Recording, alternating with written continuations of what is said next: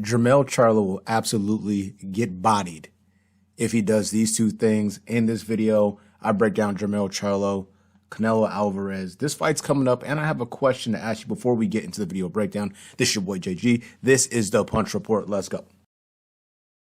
Vicious shots to the body, and the plan is not to say, oh, you just got hurt. That puts Castano down, and Castano. Welcome back to the channel, y'all. Your boy JG, Punch Report. Let's get right into it. So my question before I get into the video breakdown, now it's possible that I have been missing out on content or videos being posted. I am not sure.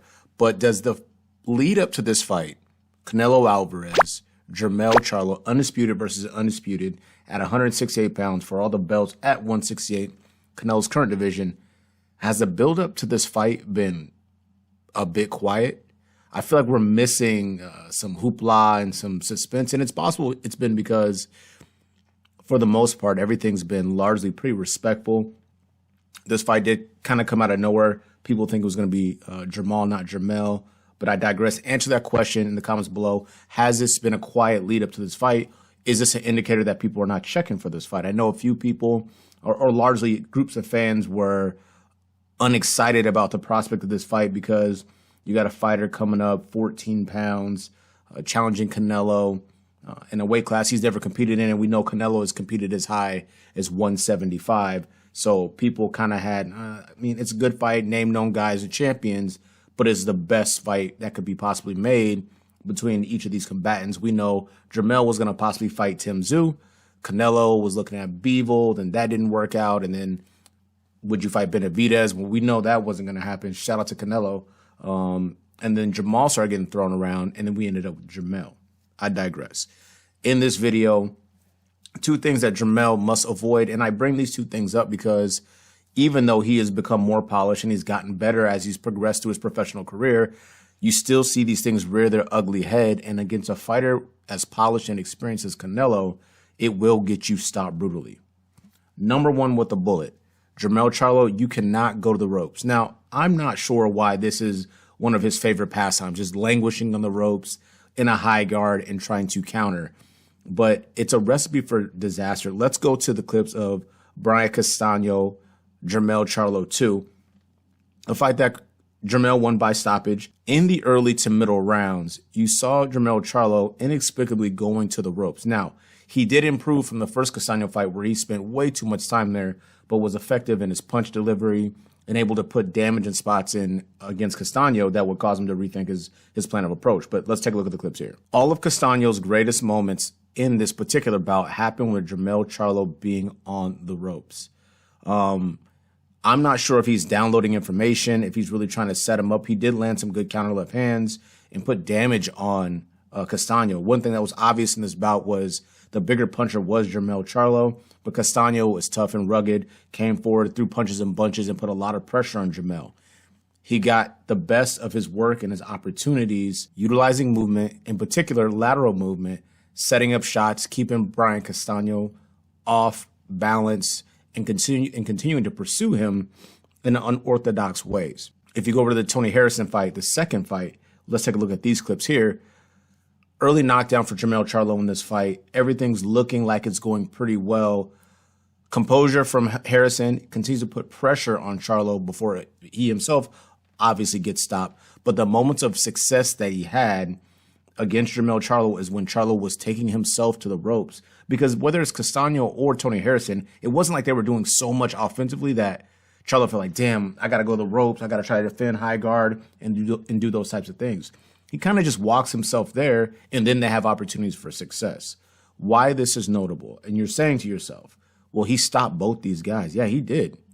He stopped Harrison, and he stopped Castano looking crazy, falling over from a left hook, and then eventually getting stopped downstairs of the body, I believe in the 11th round. But those two fights took place at 154 pounds with guys who don't have the polish, the experience, and the power of a Canelo Alvarez. If you look at the Rocky Fielding fight, if you look at who was that other dude he fought that was mad tall? I don't remember his name. That's probably for a good reason. If you're going to high guard and try to be cute against Canelo, he will go to the body. You see Dimitri Bivol is a good example of a fighter who stayed off the ropes, maintained and manipulated distance and range beautifully and kept Canelo guessing. Even despite Canelo walking forward in a high guard and trying to just muscle shots in there, it was the movement, it was the range manipulation that Bivol was able to utilize that gave him pretty much a whitewash victory against Canelo Alvarez. So number one with the bullet, Jermell, you got to stay off the ropes, especially if you're not getting pressured there.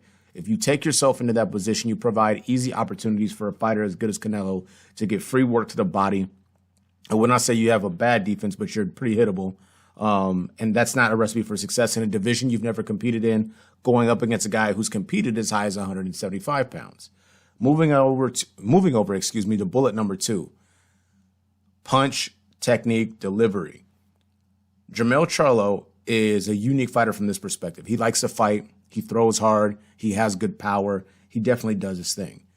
There's 2 versions of him. There's wild swinging Jermell and technically brilliant and proficient Jermell. There's a big difference between the two. Go to these clips, especially with the left hand, which we talked about in a previous video. If you look at the left hand that lands, that drops Tony Harrison early in their bout, this is a very technical punch thrown in the heat of combinations, but thrown perfectly and beautiful. You see the elbow, the fulcrum, the technique's there, so it's going to land with power. This is Jermell when he's being highly technical and patient. We can go to this next clip, also from the same bout, of wild swinging, shots coming super wide. You can see it from a mile away. Obviously, it's the heated battle, and this was a rematch, so I understand that first fight was close. Some said Harrison won, some said Charlo won. So when it's early in the bout, you probably want to get that back as quickly as possible. I think that's it. Yeah, his first and only defeat. He has a draw with Castano, obviously, but I can see the emotions being heightened for that first 6 to 9 minutes of that bout. But when he's throwing wildly like this, or was demonstrated or shown in the video, you have to think about Canelo. Experience, good counterpuncher, very crafty, very tricky. If you're going to open yourself up like that, the only result can be that you get knocked out. If you go over here to the Rosario fight, this is another really entertaining fight from Jermell Charlo. Stab, jab to the body, drops him, but the way he throws it is crispy, it's technical, it's on time, and it's precise. You go before this knockdown to a left hand that he lands on Rosario. Let's take a look at it here. Very technical, perfectly placed, not wild, just operating patiently and deploying offense like they do in the gym, training to look great. You can't go to the ropes, and you have to be tight in your delivery systems. 1, 2, 3, 5, 6, overhands, all that. Left hand of the body, jab the body, right hand upstairs. The delivery has to be clean. Very minimal mistakes can be made going up to the division that you've never competed in against a fighter that has accomplished a lot in the sport. Let me know what you guys think. More to come on this fight. Also, has it been quiet as we lead up to this fight? This is your boy JG. This is the Punch Report. Like, subscribe, hit that bell icon to be notified of the latest and greatest, and we out.